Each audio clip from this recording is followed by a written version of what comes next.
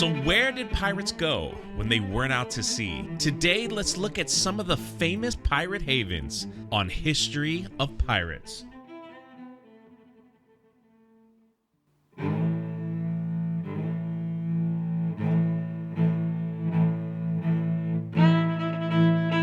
Barataria Bay, Louisiana. This was the safe harbor for the famous French pirate Jean Lafitte. And in the early 19th century, him and his brother Pierre terrorized the shipping in the Gulf of Mexico. Later becoming privateers, they plundered Spanish merchant vessels and smuggled all the stolen goods back into New Orleans. And by the middle of the 1810s, their colony, Barataria Bay, had grown to be one of the largest black market ports in all of North America. And some reports have said during this time, you could find over 1,000 pirates in that area and more than a dozen ships in its harbor. Tortuga. You probably have heard of this place because of the popular film Pirates of the Caribbean. In the early 1600s, Tortuga served as the primary stronghold of many pirates, thieves, escaped slaves who preyed on Spanish treasure ships in the Caribbean. Located now in the country of Haiti, Tortuga also became a stronghold for the buccaneers, even building a 24-gun castle located in the island's harbor. During its peak, Tortuga became the prime destination for pirates all over the world, as they considered it the last free port in the Caribbean. Port Royal, Jamaica. This pirate haven was the main port of Jamaica. It was given a powerful fortress by the British, which possessed it from 1655. But when the Royal Navy left, it exposed it to Spanish warships. So in 1657, Governor Edward Duwali encouraged buccaneers and pirates from all over to make their base in Port Royal, asking them to plunder only on Spanish ships, issuing a letter of marque as authority would do so. But England's war with Spain came to an end in 1660, but that didn't stop the pirates from continuing their attack, and the governors of Port Royal kinda looked the other way. They knew that with so many well-armed ships in the harbor, it significantly lessened the threat from their enemies. Port Royal was home to some famous buccaneers like Sir Henry Morgan, and he was even appointed lieutenant governor in 1675. Port Royal became so rich with goods and treasures that many authors said it had more cash than London. And by 1680, you could definitely see the prosperity because it was filled with over 100 taverns, gaming houses, and brothels. But just like in any pirate's life, nothing lasts forever. And in 1681, the Jamaican authorities finally outlawed piracy, and the pirates moved on to other havens. And in June 7th of 1692, Port Royal was destroyed by a combination of an earthquake and a tsunami. Several thousand people were killed in the disaster. And although half of Port Royal slipped in the sea forever, the spot would eventually return to prominence as a place where several notorious pirates were hung.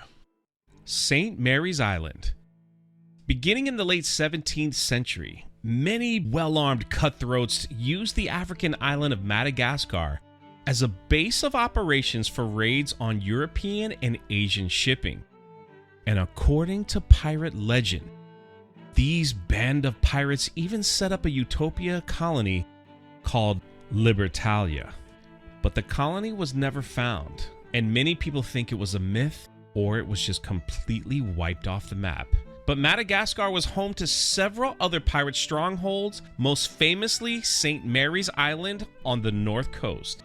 In the 1690s, St. Mary's had a population of around 1,500 and served as a vital supply base for pirates such as Captain Kidd, Thomas Tew, and Henry Every. St. Mary also had an underground shipping arrangement. Many of the St. Mary's buccaneers would attack ships carrying exotic goods from India, and then the local traders would then sell them off to crooked merchants in cities such as New York and Boston. Some of these raids were among the most lucrative in pirate history. For example, in 1695, Henry Avery used a 6-ship fleet to attack a treasure ship owned by the Great Mogul of India, Following a bloody fight, he made off with the equivalent of around $200 million in loot. New Providence, Bahamas. New Providence became a hotspot for pirate activity thanks to the fact that it was the center of trade lanes that ran between Europe and the West Indies. Its capital, Nassau, was used as a haven for many pirates and buccaneers looking to repair and resupply their ships before heading out on more raids. Pirate activity out of Nassau peaked in the 18th century with famous pirates such as Blackbeard and Charles Vane. The region eventually became so full of pirates that the British government eventually decided to step in. In 1718, the British sent 3 warships to the island in show of power. One of the ships carried New Providence's new governor, Woodes Rogers. Rogers offered a pardon to any pirates willing to surrender, and many pirates did so, like Benjamin Hornigold. He did exactly that, and then he became a pirate hunter, chasing down any pirate that would not take the pardon. And from 1718 onwards, the island went from being a pirate playground to the headquarters for anti-piracy. Clew Bay. Clew Bay was a famous pirate haven located on the west coast of Ireland during the 16th century. The fortress was ruled by a female named Grace O'Malley, who was the ruler of the local clan that grew to dominate the coast through piracy. Overlooking Clew Bay was her stronghold at Rockfleet Castle. O'Malley commanded a fleet of about 20 ships and hundreds of soldiers. She raided rival clans in Ireland and merchant ships as well. The British government tried to stop her piracy and attempted to destroy her castle in 1574. They were unsuccessful, and O'Malley and her soldiers were able to force the British to retreat. O'Malley was briefly captured in 1577, but by the 1580s she was free again to operate out of her base in Clew Bay. Eventually, the British were able to capture her pirate fleet and her son as well. But O'Malley was able to get in front of the British government and negotiated the release of her son and her fleet in 1593.